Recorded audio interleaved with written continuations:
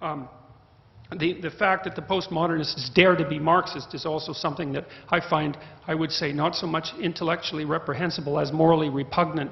And one of the things that the postmodern neo-Marxists continually claim is that they have nothing but compassion for the downtrodden. And I would say that anybody with more than a cursory knowledge of 20th century history who dares to claim simultaneously that they have compassion for the downtrodden and that they're Marxists are revealing either an ignorance of history that's so astounding that it's actually a form of miracle, or a kind of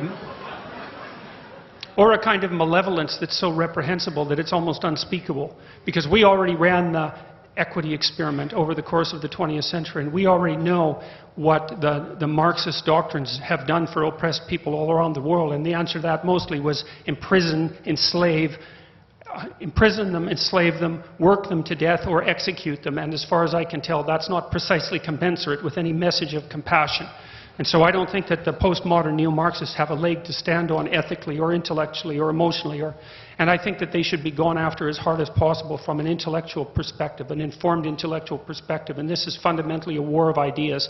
And that's the level of analysis that it should be fought upon. And not only is it a war of ideas, I think it's one that can be won, because I think that especially the French intellectual postmodernists are a pack of, what would you call them? Well, we could start with charlatans. That's a good one. Pseudo-intellectual would be good. Resentful would be another. And then I would also consider them they're highly deceptive in their intellectual strategies, because almost all of them were Marxist student intellectuals, and they knew by the time the Gulag Archipelago came out, and even before that, that the nightmares of the Soviet Union and Maoist China were of such magnitude that they had completely invalidated any claim to ethical justification that the fundamental Marxist doctrines had ever managed to manifest.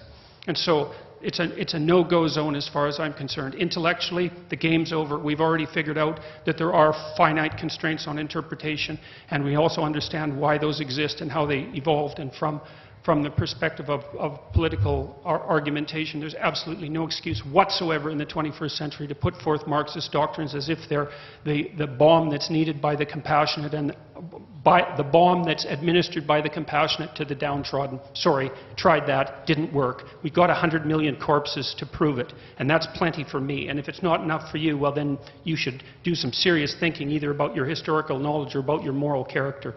So that's the first thing.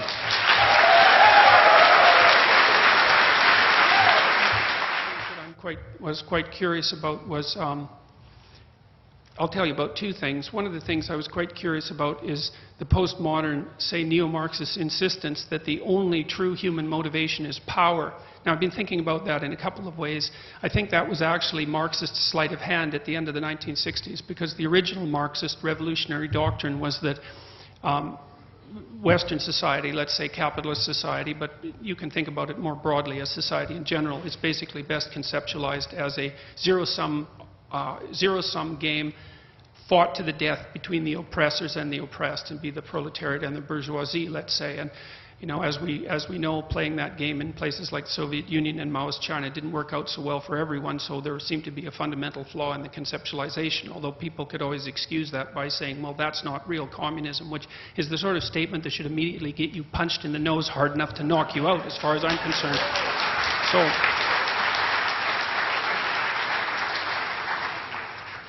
So because the statement like that reveals only one thing, and what it reveals is that if you had been fortunate enough to be in the position of Joseph Stalin, that you wouldn't have been quite the murderous monster that he was, because your moral character is such that you wouldn't have been swayed by access to that kind of extreme power. And if you dare to make that claim, then there's some things about yourself and humanity that you should learn, and you should learn them rapidly before you pose more of a danger to yourself and others than you already pose.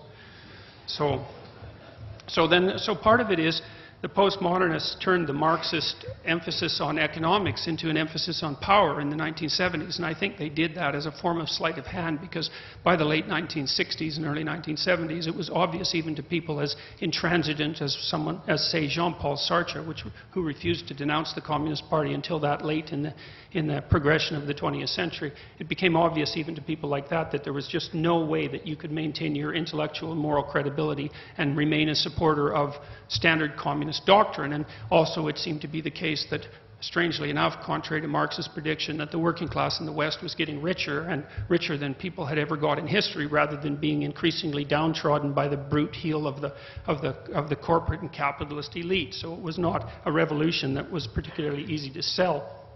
Part of the sleight of hand was, oh, it's not about economic power, it's about oppression and oppressed and oppressor on a broader sense, and that's where we got the transformation into identity politics, which is just the Marxist oppressor-oppressed doctrine under a new guise. And I think it's really tremendously reprehensible for people to be conducting themselves intellectually in a manner that insists that the most important element of any student, or any person for that matter, is whatever racial, gender, and sex identity happens to be flavor of the month. And I think the problem with that fundamentally is, first of all, that those category systems are extraordinarily loose, and they're indefinitely multipliable, you know, because if you take any given individual, there's probably, well, it's the postmodern problem, haha, there we go, it's the postmodern problem, that there's almost an infinite number of ways to categorize any given individual. So how the hell do you figure out which group they belong to? And that's actually a major problem. Like, if you're 1/8 black, what does that make you exactly?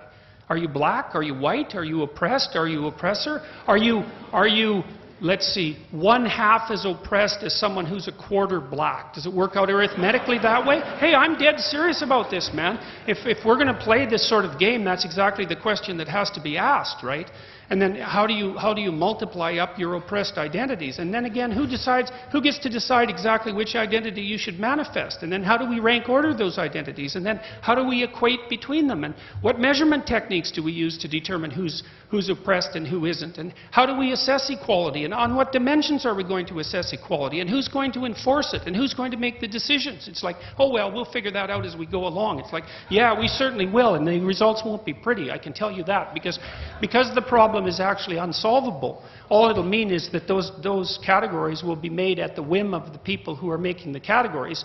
And since, as we know, the only thing they believe in power is power, that the only thing they believe in is power, is that you can be absolutely sure that they will have absolutely no hesitancy whatsoever to use power in the seeking of their aims. And I think the other reason that all of the postmodernists, neo-Marxists ever do is talk about power is because they want to justify their use of power to get exactly what they want when they want it. There's nothing but power. It's like, all right, if there's nothing but power, that means we're at war over power. And that, if that's the claim that you make, then you can justify the use of power because there isn't anything else to turn to. There's no logic, there's no dialogue, there's no consensus, there's no discussion between well-meaning people. There's nothing but divisions between power groups and identity groups, and a Hobbesian state of war between all of us. Well, when I look at people aiming at that, then my proclivity as a psychoanalyst is to think that that's exactly what they want. And to divide us up all by race and ethnicity and sexual identity and sexual preference and sexual expression and gender identity and all these multiplying forces of group identity seems to be nothing but an invitation to chaos, and that's exactly what I see looming. And it needs to come to a stop, and it needs to come to a stop as fast as possible. And one way of doing that is to stop the universities from continuing to indoctrinate young people who really, at least at the beginning, don't know any better, into playing these absolutely insane and I would say bordering on murderous intellectual games. And so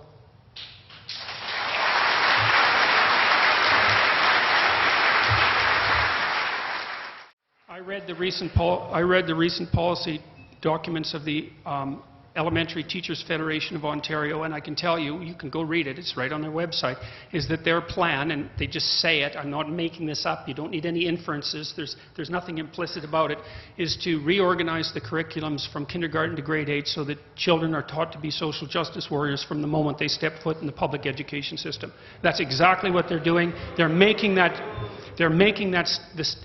Look, I mean, we have social justice tribunals in Ontario. Okay, that's not subtle, in case you didn't notice. To name them social justice tribunals, that's not subtle. And so you see the same sort of language in the ETFO documents, is that social justice is the right way to go. The appropriate thing to do is to train children to follow precisely that pathway, and the best way to do it is to get them as young as possible. It's like, and that's the faculties of education for you, and they're not producing people who are interested in educating children at all.